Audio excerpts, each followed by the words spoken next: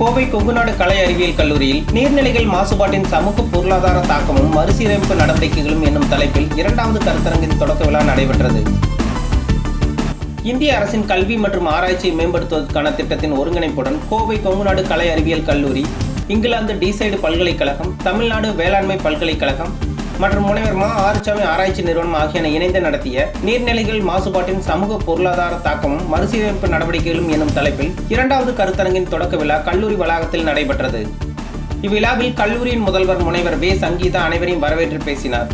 கல்லூரியின் செயலர் மற்றும் இயக்குநர் டாக்டர் சி.ஏ. வாசுகி தலைமை தாங்கி பேசினார்.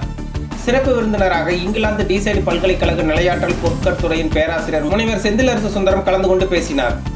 தமிழ்நாடு வேளாண்மை பல்கலைக்கழகத்தின் வேளாண்மை கல்லூரி மற்றும் ஆராய்ச்சி நிறுவனத்தின் வேளாண்மை பொறியியல் முதன்மையர் முனைவர் ரவிராஜ் மற்றும் இந்திய அறிவியல் கழகத்தின் கோயம்புத்தூர் பிரிவின் ஒருங்கிணைப்பாளர் முனைவர் பால்சாமி ஆகியோர் வாழ்த்துரை வழங்கினர்.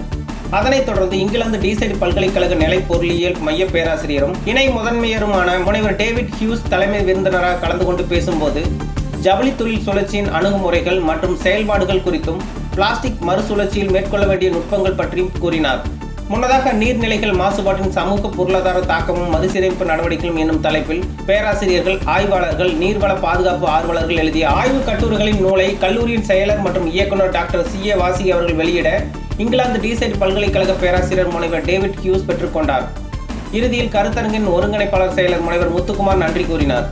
தொடர்ந்து நடைபெறும் கருத்தரங்கு கூட்டங்களில் இங்கிலாந்து, மலேசியா, தென்னாப்பிரிக்கா ஆகிய நாடுகளைச் சேர்ந்த அறிஞர்களும், இந்தியாவில் உள்ள பல்கலைக்கழகங்கள் மற்றும் இந்திய தொழில்நுட்ப கழகம் போன்ற உயராய்வு நிறுவனங்கள், கல்லூரிகள் ஆகியவற்றில் பணியாற்றும் பேராசிரியர்கள் பேச உள்ளனர். இதில் கல்லூரி பேராசிரியர்கள், மாணவ மாணவிகள் திரளாக கலந்து கொண்டனர்.